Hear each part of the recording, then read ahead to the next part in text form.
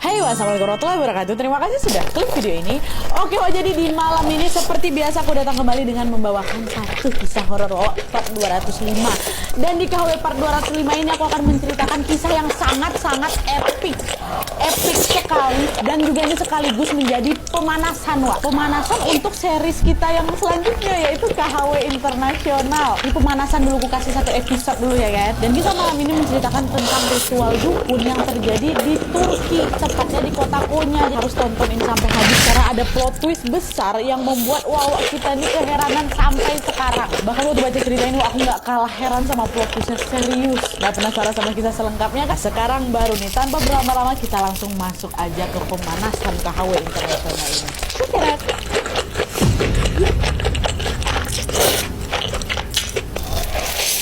Oke, jadi kisah yang akan aku sampaikan malam ini dikirim sama kita yang bernama Israfil dari Singapura. Halo Bang Israfil, saudara serumpun kita sama Bang Israfil, ini sama-sama keturunan Melayu. Nah, jadi ceritanya sejak tahun 2020 Bang Israfil ini, kita panggil Bang Is ini. Bang Is ini sudah menetap di Turki karena memang dia bekerja di sana. Lalu pada bulan Agustus tahun 2021 ada urusan pekerjaan yang mengharuskan Bang Is ini pergi ke kota Gaziantep. Gaziantep kapal tulisannya kayak gitu. Letaknya di Turki bagian tenggara.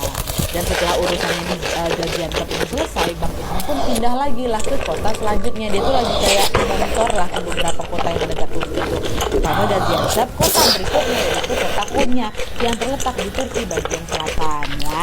Nah, Bang Is ini berangkat dari Gaziantep menuju ke Konya dengan menggunakan bus yang pada saat itu dijadwalkan akan berangkat jam 7 pagi. Karena memang baru pertama kali ke kota Konya, pada saat itu Bang Is ini waktu udah nyampe di terminal, dia mau mastiin lagi nih, ini benar nggak bus yang akan aku naikin ini betulan Konya gitu kan. Akhirnya dia pun bertanyalah ke seorang perempuan penumpang juga gitu kan, yang tampaknya juga sedang menunggu bus yang sama. Bang Is nanyalah, halo, perkenalkan nama saya Israfil, saya mau tanya, bus yang ini betul mau menuju ke Konya nih Mbak, kata kayak gitu. Nah, perempuan ini pun jawab, oh iya halo Israfil, saya Yisman, namanya Yisman oh ya betul, ini bus menuju ke Konya. Ini dia nggak orang Indonesia, ya orang Turki juga nih Mbak Yisman. Oh ya udah kalau kayak gitu, terima kasih ya Mbak ya gitu. Kamu ke Konya Israfil, kata si Yisman. Kebetulan aku juga mau ke sana kok, katanya. Iya Mbak, aku mau ke sana juga, aku ada kerjaan di Konya. Ternyata satu tujuan kita ya gitu. Tapi kok basa-basi lah mereka berdua nih. Jalan tuh, singkat cerita, akhirnya tibalah waktu keberangkatan Di dalam bus itu ternyata tempat duduknya Mbak Yisman ini berada di depannya Bang Is. Dan karena Bang Is ini merasa sangat bosan di perjalanan itu, akhirnya dia pun ngajak Yisman ngobrol lah. Yisman kan di belakang dia kan ngobrol dan di salah sadar. Tapi gara memang posisi kursinya terpisah, depan-depanan bukan samping-sampingan, jadi kan ngobrolnya agak nggak nyaman lah gitu kan, ngadep-ngadep belakang kayak gitu. Alhasil mereka ini pun tukeran nomor WhatsApp gitu untuk berkomunikasi lewat chat. Udah yuk kita tukeran aja sambil chattingan aja gitu kan, sama-sama bosan orang ini. Nah, dalam percakapan di chat itu Bang Is ini bilang, Bang Is ini nanya, Yisman, kamu asalnya memang dari kota Konya kah? Barangkali aku bisa nanya-nanya ke kau nih tempat-tempat yang menarik di Konya, soalnya kan aku baru pertama kali kesini. Dia di chat kan. Yisman jawab, bukan, aku bukan orang Konya, aku nih orang Gaziantep, kota yang tadi kan, kota yang sebelumnya. Aku datang ke Konya ini mau berobat Is, katanya. Loh, kau berobat apa? Lagi sakit kau, katanya. Waktu itu Yisman nggak jawab, nggak langsung dibalas, sebelum ada jeda agak lama lagi sebelum akhirnya Yisman pun mengirimkan pesan yang cukup mengejutkan untuk si Bang Is. Jadi ceritanya Yisman ini baru saja kehilangan suaminya yang meninggal karena kanker.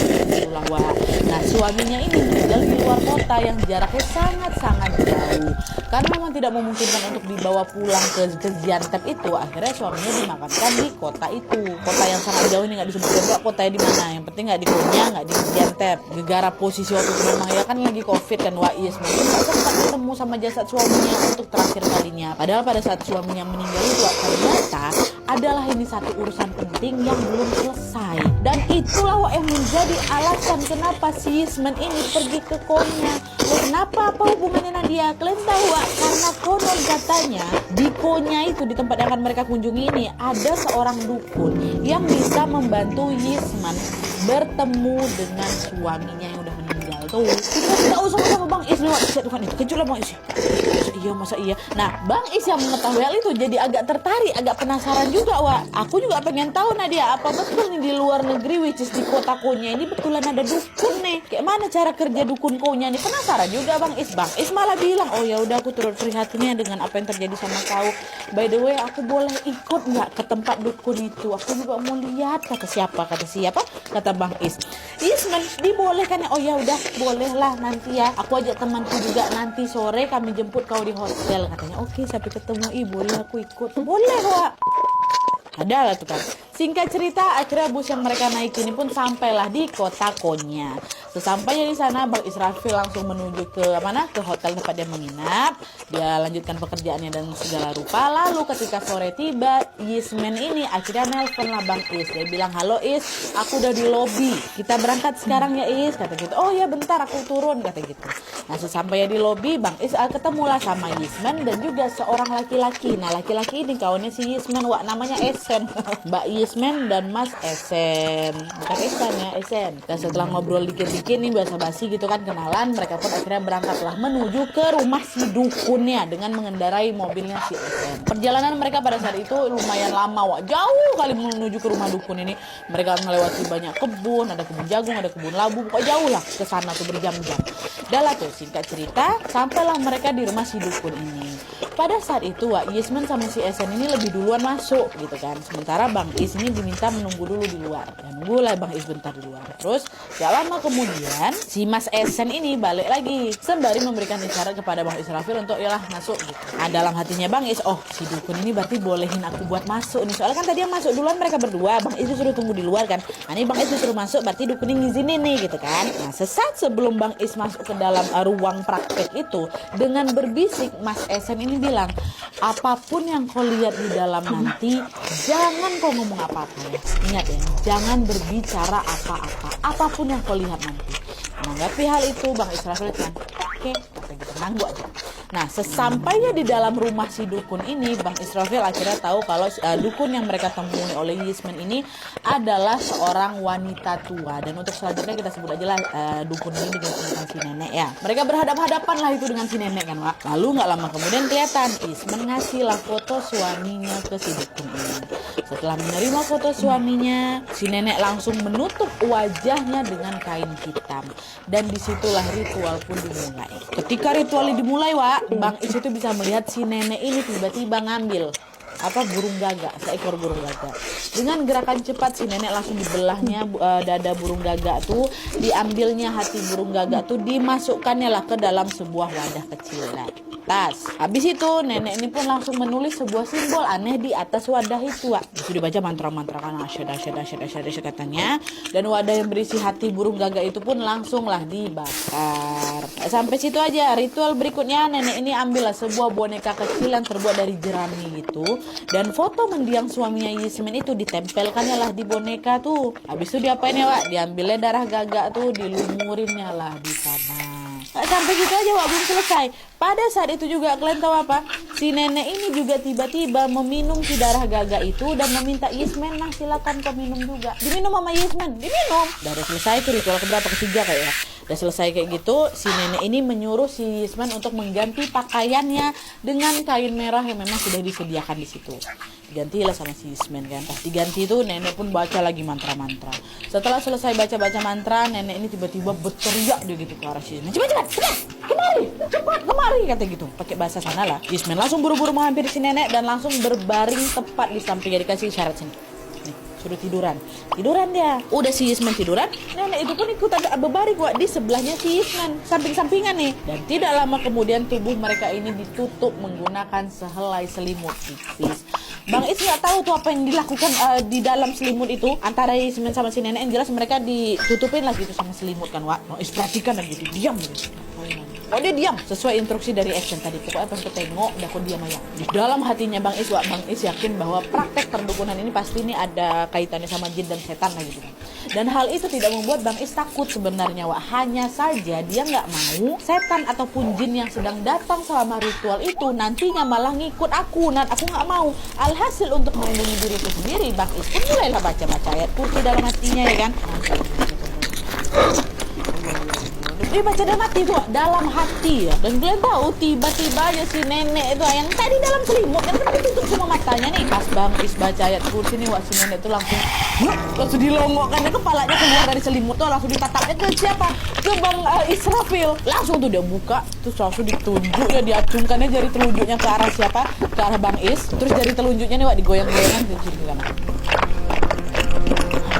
Masih dengan sorot mata yang tampak marah, si nenek ini seolah-olah bilang, stop, diam kok, jangan kau baca apa-apa, stop, berhenti kau sekarang kayak gitu. Tapi nggak sambil ngomong, disuruh gigikan Bang Is. Padahal Bang Is baca doa dalam hati, itu kan kok nenek ini bisa tahu. Di situ lah mulai deg-degan jantung aku tuh naik pertama, aku nggak takut tuh, langsung refleks berhenti lah aku berdoa dalam hati. Tapi di situ Bang Is tetap meminta pertolongan kepada Allah Subhanahu Wa Taala dengan terus berzikir di dalam hati. Baik, tahu dia nih. Udah kan, singkat cerita, setelah nenek dan Yasmin itu selesai melakukan ritual yang terakhir yang ada di biasa mainnya yang ada di dalam selimut itu, nenek pun langsung menyuruh Yasmin untuk masuk ke dalam sebuah kamar yang memang sudah disiapkan. Dan sesaat setelah si Yasmin masuk ke dalam kamar, nenek menyuruh Esen sama Bang Is ini udah keluarlah ke dalam. Karena si nenek ini ngerasa bisa jadi aja Bang Is ini bisa mengganggu ritual yang akan dilakukan selanjutnya gitu loh. Karena kan tadi sempat mengganggu tuh. Nah Bang Is yang memang udah nggak nyaman dengan segala ritual itu, tentu ya dia lega-lega aja disuruh keluar kan. Tapi di sini yang membuat dia keheranan adalah di saat yang bersamaan juga dia dengar Yasmin itu lagi nangis. Nangis sesenggukan kali lah di dalam kamar tuh. Dan selain itu Bang Is juga bisa dengar Yasmin sepertinya sedang berbicara dengan seseorang. Nah karena penasaran sesampainya di luar kan diusir berdua nih sama Bang Esen kan. Si Bang Is ini nanyalah ke si Esen, aku dengar tadi si Yasmin nangis, dia kenapa? Apa yang terjadi dalam kamar tuh? Nggak apa-apa, dia sendirian dengan dalam kamar tuh dengan enteng. Waktu itu si Esen jawab gini, itulah ritualnya udah selesai. Sekarang suaminya Yasmin sudah mati. Yasmin akan menginap di dalam kamar itu selama 3 hari bersama suaminya, kata si Esen. 3 malam ya? Ngapain aja nanti mereka di dalam kamar itu selama itu? Ya apa aja, mungkin Yasmin akan menyelesaikan masalah penting yang katanya belum selesai itu. Mungkin urusan lain yang entahlah, aku juga nggak tahu gimana pastinya. Tapi yang jelas mereka juga pasti akan melakukan hubungan dengan tanda kutip selayaknya suami istri. Si Esen enteng aja, Esen ngomong kayak gitu. Nah, dia itu berhubungan sama siapa tuh? Si Bang Is dalam hatinya. Tapi ya udahlah, Bang Is karena orang baru di situ karena aku pun memilih untuk tidak berkomentar apa-apa. Waktu di luar, waktu sudah selesai ngobrol sama si Esen kan, Bang Is ini menundukkan kepalanya ke bawah, Wak. Kebetulan pada saat itu di tempat dukun ini lagi gerimis, sehingga tanah di sekeliling rumahnya dukun itu jadi sedikit becek. Hal itulah yang membuat sepatunya Bang Is ini agak kotor gitulah, terkena lumpur. Ternampak sama Bang Is tuh, kotor sepatu aku. Wah ini kalian ingat baik-baik bagian sini ya. Sepatunya Bang Is kotor gara-gara terkena lumpur, gara di sana hujan becek ya. Ingat bagian sini tolong. Nah lanjut. Nah karena pada saat itu Yasmin masih ada urusan tanda kutip dengan suaminya, tanda kutip itu juga, alhasil Bang Is sama si Esen ini pun baliklah duluan ke konya. Memang kayak gitu sih, Yasmin ditinggalin, nanti dijemput lagi lah mungkin sama si Esen kan. Nggak mungkin aku tunggu di sana 3 hari kanan, orang aku juga ada kerjaan. Nah baliklah sama si Esen. Pas mereka masuk dalam mobil, Esen pun mengantarkan Bang Is balik ke hotel. Di sepanjang perjalanan pulang itu mereka nggak banyak ngobrol. Bang Is ini lebih sering diam karena dia itu masih mencoba mencerna apa saja yang baru aku lihat tadi gitu kan. Dia cuma ngebatin, oh ternyata di Konya ini betulan ada dukun ya. Oh kayak gitu ya cara kinerja dukun dekat Konya nih ya. Oh gitu lah. Saking fokus ya berpikir Bang Is ini sampai nggak kerasa kalau mobil yang sedang mereka naik ini ternyata sudah sampai di hotel ya. Perjalanan pulang yang mereka tempuh dari rumah si nenek dukun sampai ke hotel tuh paling cuma 20 menit. Nah, singkat kali, padahal tadi waktu berangkatnya kerasa berjam-jam kan. Wah ini tuh balik paling 20 menit. Kok cepat kali Wak nyampe ya, apa cuma perasaan aku aja nih. Karena gak mau ambil pusing, Bang Is ini pun segera langsung berpamitan dengan Esan dan buru-buru masuk ke dalam kamar untuk beristirahat. Nah, ketika Bang Is ini sudah membaringkan badannya di kasur untuk beristirahat itu, Wak, disitulah sebuah keanehan terjadi juga nih di hotelnya. Tiba-tiba aja pada saat itu Bang Is ini mendengar ada suara perempuan lagi bersenandung dalam hotel tuh. Tadinya Bang Is mikir, oh itu mungkin suara yang berasal dari klub-klub di sekitar hotel tuh lah. Tapi anehnya suara yang didengar sama Bang Is ini macam gak ada jeda, Wak. Gak ada suara ambil napas panggilan. Perempuan itu terus bersenandung tanpa henti, tanpa ada jeda sepanjang malam. Dan baru berhenti ketika masuk subuh. Tidur ya bentar kan tuh bangun-bangun sholat subuh, kok masih ada juga suara perempuan ini. Nah itu keanehan pertama kan, Mbak. Keesokan harinya Bang Is pun lanjutlah lagi bekerja seperti biasa, karena kan dia ke Konya itu untuk bekerja kan. Pada saat itu Bang Is ini lagi ada meeting dengan salah satu perusahaan di sana dan baru selesai sekitar jam 5 sore lah. Setelah meeting selesai, Bang Is lanjut lagi balik ke hotel. Sesampainya di hotel dia sempat buka laptop bentar tuh, dia kerja bentar lah untuk menyelesaikan beberapa pekerjaan yang lain. Alhamdulillahnya sepanjang hari itu semua berjalan normal-normal aja. Yisman juga nggak ada kabar, si Bang Is juga nggak ada mikirin Yisman, orang dia sama urusan masing-masing lah gitu kan. Hingga akhirnya sekitar jam 11 malam di hari kedua ini, Bang Is lagi-lagi mendengar ada suara perempuan yang bersenandung tanpa jeda tuh. Di situ perasaan Bang Is ini mulai agak campur aduk. Selain ketakutan, Bang Is ini juga merasa agak kesal juga sama suara perempuan ini, gara-gara ganggu istirahat dia. Akhirnya di dalam hati Bang Is nyeletuk, suara ini lagi, suara ini lagi. Nyanyilah kau terus. Aku nak tengok seberapa lama kau ini kuat bernyanyi, seberapa lama kau kuat bikin aku takut. Nah, tepat setelah Bang Is nyeletuk hal itu dalam hatinya, tiba-tiba terdengarlah jendela kamar dia tuh macam lagi ada yang ngetuk, tok tok tok tok tok dari luar. Dan FYI kamarnya Bang Is ini ada lantai 3, diketok di jendela dari luar, tok tok tok tok tok. Coba diabaikan dulu sama Bang Is kan. Tapi makin diabaikan, lama-kelamaan suara tuh makin terdengar kencang. Wah kencang lah, sampai jendela tuh tampak bergetar katanya. Akhirnya dengan keberanian yang ada, Bang Is pun berjalanlah mendekati si jendela itu. Sambil baca doa di dalam hati, dengan cepat Bang Is pun langsung menyibak horden jendela itu. Waktu dibuka, ada siapa-siapa. Sempat tuh Bang Is buka jendelanya, dia celingak-celingak ke atas, ke bawah, ke samping, ke kiri, ke kanan, nggak ada siapa-siapa. Tapi ketika pandangannya Bang Is ini tidak sengaja tertuju ke bawah, ke arah depannya hotel tuh, disitulah tanpa sengaja Bang Is lihat siapa? Lihat si Esen, kawannya si Yisman, Mas Esen tadi tuh. Refleks Bang Is langsung teriak lah, "Hei Esen, kok ngapain di situ malam-malam?" Kata gitu. Esen pun dongaklah kepalanya ke siapa, ke Bang Is. Aduh, tantaplah mereka di lantai 3 dan bawah tuh kan. Dan setelah itu sambil terus menatap Bang Is, ini nih. Sambil terus menatap Bang Is, tiba-tiba Esen ini dia lompat ke dinding, dia merayap naik ke arah kamar sih, ke arah kamarnya Bang Is tuh, merayap tuh ngeliat. Astagfirullah, setan, kata Bang Is kan. Dia tutup horden, dia tutup jendela, tutup horden, langsung balik lagi ke kasur. Dan di saat yang sama suara perempuan yang bersenandung itu balik terdengar lagi. Aduh, merinding terbayang sama aku. Oh ini dah nggak iya. Makin ketakutan Bang Is kan. Bang Is pun segera langsung ngambil Al-Quran, dia mulai ngaji situ kan. Udah nggak betul tuh, masih ada juga tuh suara-suara bersenandung tuh. Bang Is langsung menguatkan dirinya dengan membaca ayat suci Al-Quran, karena dia tahu bahwa Allah lah satu-satunya zat yang bisa memberikan pertolongan dan tidak ada kuasa lain yang bisa melawan kuasanya Allah. Itulah dalam hatinya Bang Is. Bang Is terus berdoa semoga siapapun sosok yang sedang mengganggunya ini bisa segera pergi.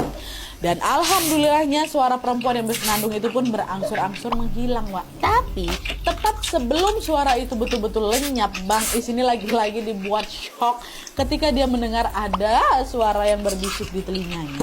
Suara itu berbicara dalam bahasa Turki. Dia bilang apa? Lupakan, hapuskan, lupakan, hapuskan, lupakan, hapuskan. Itu terus berulang-ulang. Bisa dibaca Quran tuh ada suara itu, barulah hilang suara cewek bersenandung. Setelah suara bersenandung itu hilang, Bang Is masih agak deg-degan juga kan. Masih, oh iyalah, kalian bayangin aja jadi dia macam mana. Gegara masih ketakutan itu, akhirnya Bang Is pun memutuskan untuk turun ke lobi untuk bisa menenangkan diri lagi. Nah, supaya bisa lebih rileks lagi, Bang Is ini pun sempat membeli kopi dulu tuh di bawah. Dia minum kopinya sambil duduk-duduk santai di lobi hotel. Nah, secara bersamaan ternyata di lobi itu ada beberapa petugas kebersihan yang sedang memperbaiki sebuah lampu yang ada di lobi. Mati lampu itu. Dan ketika si petugas ini mau memeriksa apakah lampunya ini masih bisa nyala apa enggak, tiba-tiba meledak pula lampu tuh. Kejadian itu cepat banget, dia gegara aku ada di situ. Refleks aku pun langsung nutupin wajah aku kan, gegara takut nanti pecahan lampu itu kena muka. Ini bukan lampu kecil, lampu besar, lampu kat lobi. Dan beberapa saat kemudian Bang Is pun membukalah wajahnya kembali untuk melihat gimana nih kondisi sekitarnya. Tapi di sini bukan yang melihat suasana lobi hotel. Di momen itu Bang Israfil ini justru mengalami sebuah peristiwa yang ini udah mulai di luar nalar gitu. Ini plot twist ada di sini. Kalian tahu kan? Pecah. Video buka apanya lagi? Yang dilihat pertama kali sama Bang Is adalah seorang perawat yang sedang mencoba memeriksa keadaan. Karena anehnya ini Nadia, dengar dulu. Selain itu, pandangan matanya Bang Is ini juga tidak sengaja melihat ada ambulan yang lagi terparkir. Di situ Bang Is mikir, oh mungkin tadi aku cedera waktu lampu di lobi itu meledak. Walaupun kok ya bisa cepat kali aku tiba-tiba di dalam ambulan nih. Dan sesaat setelah berpikir demikian, Bang Is tiba-tiba menyadari sesuatu yang janggal. Ini dia. Sebentar dulu. Sebentar. Tadi kan aku ada di mana? Lobi hotel kan. Kenapa ini tiba-tiba aku ada di ambulan? Ini aku lagi di mana nih sebenarnya? Dengan panik, Bang Is pun langsung lebih fokus lagi menatap ke sekelilingnya. Dan bisa kalian tebak pada saat itu Bang Is lagi di mana? Mana? Di kamar yang ada. Tidak. Bang Is tiba-tiba sudah berada di terminal bus kota Gaziantep. Terminal bus kota Gaziantep, kota pertama sebelum Konyanya, di tempat yang sama ketika dia sedang menunggu bus keberangkatan menuju ke Konya. Aduh, merinding. Settingnya betul-betul sama persisnya dia. Sama persis pada saat aku mau berangkat ke Konya beberapa hari yang lalu.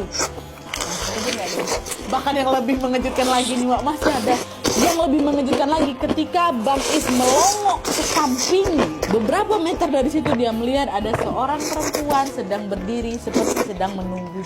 Perempuan itu adalah seseorang yang sangat-sangat familiar kali bagi Bang Is. Siapa ya? Yisman. Ada Yisman di situ. Bang Is masih terpaku sudah nengok Yisman.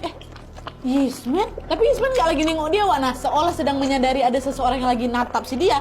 Barulah si Yisman ini tiba-tiba noleh dia ke arahnya Bang Is. Gini. Senyum dia, Wak. Gitu. Gak bisa pergi Yisman nih. Begini, Wak. Menyisakan Bang Is yang masih terbengong menatap kepergian si Yisman.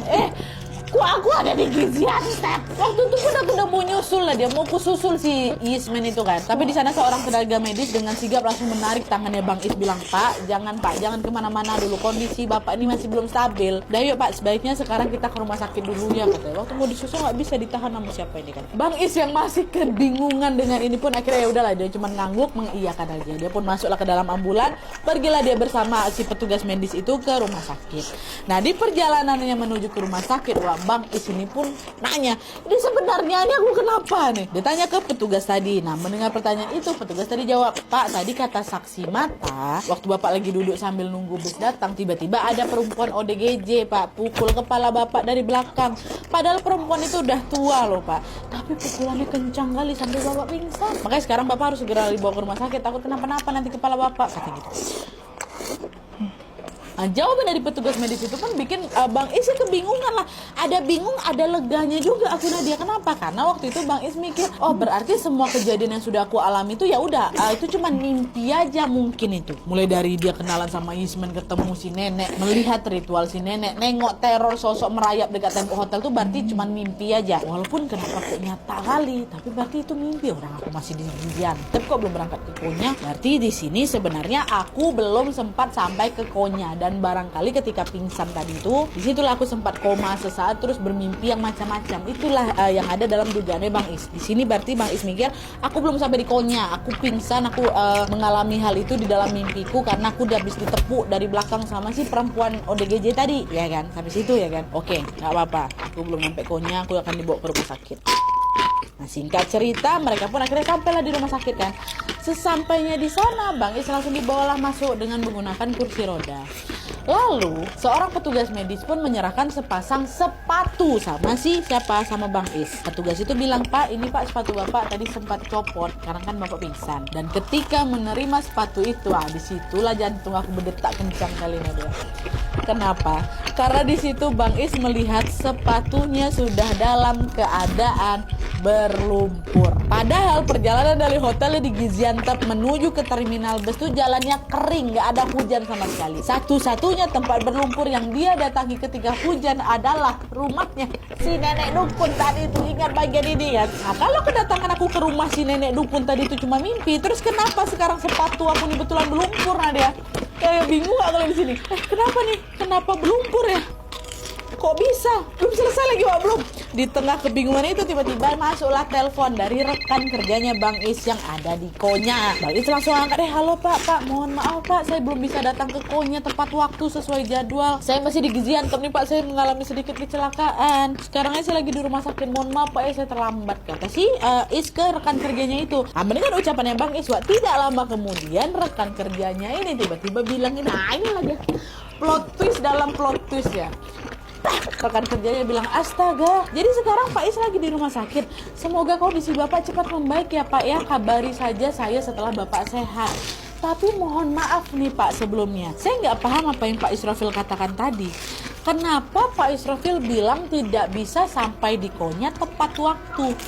Kita sudah bertemu loh Pak, kita sudah sempat meeting. Tadi tim saya ngirim beberapa berkas penting ke hotelnya Pak Israfil yang ada di Konya. Tapi mereka bilang Bapak udah check out jam 1:30 pagi. Kenapa buru-buru kali Pak jam 1:30 pagi Bapak check out? Lagi ada urusan mendesak po di Gaziantep, kata si rekan kerja itu Pak. Merinding lah ya. Lain merindingnya kan. Apa nggak langsung terdiam Bang Is itu? Hah? Kayak gitu kah kisahnya? Kenapa rekan kerjaku bisa ngomong kayak gini nih? Atau kalau memang betul kekonya? Jadi semua ini bukan mimpi ini. Dan untuk memastikan hal itu, Abang Israfil pun segera langsung memeriksa beberapa barang bawaan akun dia. Dan ternyata betul di dalam tasnya ada beberapa dokumen penting dari rekan kerjanya di Konya pada saat mereka meeting kemarin. Lalu ketika Bang Israfil melihat riwayat transaksi dari HP-nya, di situ memang juga sudah terlihat jelas bahwa Bang Is ini sudah melakukan beberapa kali transaksi di Hotel Konya. Dan yang paling bikin Bang Israfil bingung adalah nomor HP-nya Yisman juga masih tersimpan di HP-nya. Hanya saja isi chat antara Yisman dan juga Bang Is mendadak terhapus, nggak ada. Dan ketika Bang Israfil mencoba menelpon nomor Yisman, ternyata nomor itu udah nggak aktif. Bingung nggak ya?